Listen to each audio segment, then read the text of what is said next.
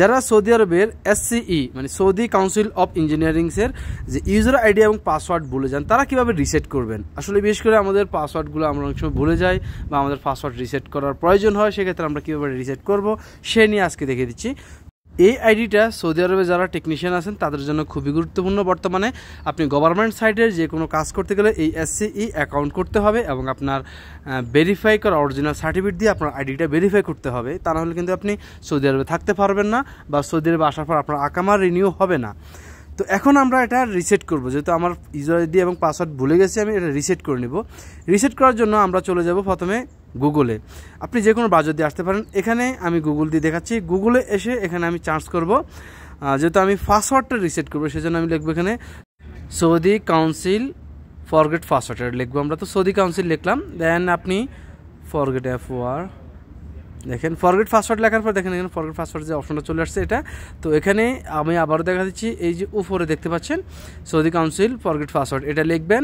লিখে সার্চ করলে আপনার যে প্রথম যে লিঙ্কটা আসবে দেখতে পাচ্ছেন এখানে ফরগেট পাসওয়ার্ড যে লিঙ্কটা এবং সৌদি কাউন্সিল এটা যে আছে, এই লিঙ্কে আপনি প্রথম যে লিঙ্কটা এটাতে আপনি ক্লিক করবেন।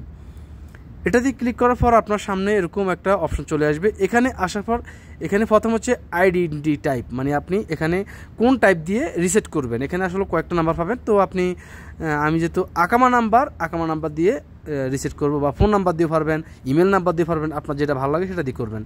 তো এখানে আমি আমার আকামা নাম্বারটা দিয়ে দিচ্ছি। আকামা নাম্বার দিয়ে দেওয়ার পর এখন দেখেন এখানে আমার আকামা নাম্বার এবং আকামা টাইপ এবং আকামা নাম্বার দুইটা দেওয়ার পর আমি নিচে সাবমিটে ক্লিক করলাম। সাবমিটে ক্লিক করার পর এবার আমার সামনে আরও দুইটা অপশন আসছে, দেখেন ইমেল এবং হচ্ছে সিম নাম্বার, মানে আমরা যে কোনো দুইটার মাধ্যমে করতে পারবো। আমরা SMS এর মাধ্যমে কোডটা আনবো, আমাদের একটা ভেরিফিকেশন কোড আসবে সেটা। তো এখানে আপনি অবশ্য দেখতে পাচ্ছেন এই যে সিম সিস্টেম এবং ইমেল সিস্টেম। তো সবসাথে সহজ সিস্টেম হচ্ছে আমাদের সিমের মেসেজ এটা। তো আমরা এখানে I am not a robot এটা ক্লিক করে দিয়ে দেন আমরা এখানে সেন্ডে ক্লিক করব। সেন্ডে ক্লিক করার পর একটু অপেক্ষা করবেন। আপনার যেই সিমটা যে লাস্ট সাইটটা ডিজিট দেওয়া হয়েছে এই সিমের মধ্যে আপনার একটা কোড চলে যাবে, সেই কোডটা আপনি জাস্ট এখানে দিয়ে সাবমিট করে দিবেন।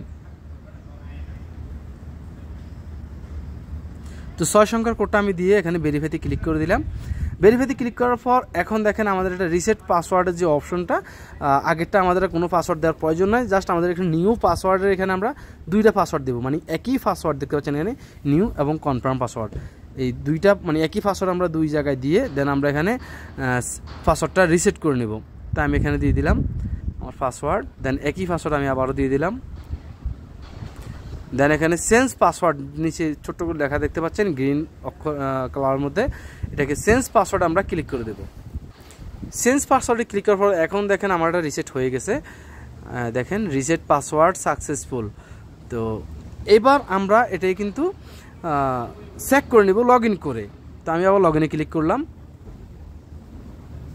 লগ ইনে ক্লিক করার পর এখন দেখেন আমার এখানে কিন্তু অটোমেটিকলি আমার সেই ইমেলটা চলে আসছে। যদি না আসে আপনার ইমেলটা টাইপ করে দিবেন, দিয়ে পাসওয়ার্ড দিয়ে দেন আপনি এখানে লগ ইনে ক্লিক করবেন। লগ ইনে ক্লিক করার পর সাথে সাথে দেখতে পাচ্ছেন আমাদের এখানে আমাদের অ্যাকাউন্টটা ওপেন হয়ে গেছে। আগের যে পাসওয়ার্ডটা ওটা ক্যান্সেল হয়ে নতুন করে রিসেট হয়ে গেছে।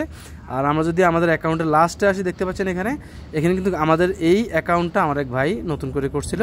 আসলে টেকনিশিয়ানদের এটা অবশ্যই করতে হবে সৌদি আরবে যারা গভর্নমেন্ট সাইডে কাজ করেন। আমরা যেহেতু গভর্নমেন্ট সাইডে কাজ করি সেজন্য আমাদের এটা লাগবে। এবং নিচে কিন্তু এখন আমাদের পেন্ডিং সার্ভিসে আছে, আমাদের একটা সার্টিফিকেট সাবমিট করা হয়ে গেছে কিন্তু সৌদি কাউন্সিল থেকে 30 দিনের সময় নেয় অফিস টাইম, এর মধ্যে আমাদের সার্টিফিকেট দিয়ে দিবে। যদি কোনো কারণে সার্টিফিকেট না আসে সেক্ষেত্রে আপনার কী সমস্যা সেটাও তারা সৌদি কাউন্সিল থেকে মেসেজ দিয়ে দেবে।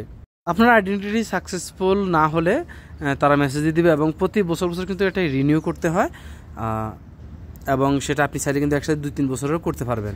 আশা করি বুঝছেন। তারপর যদি কোনো কিছু না বুঝেন তাহলে অবশ্যই কমেন্টে লিখবেন। আজকের জন্য পর্যন্তই, বাই বাই, টাটা, আসসালামু আলাইকুম।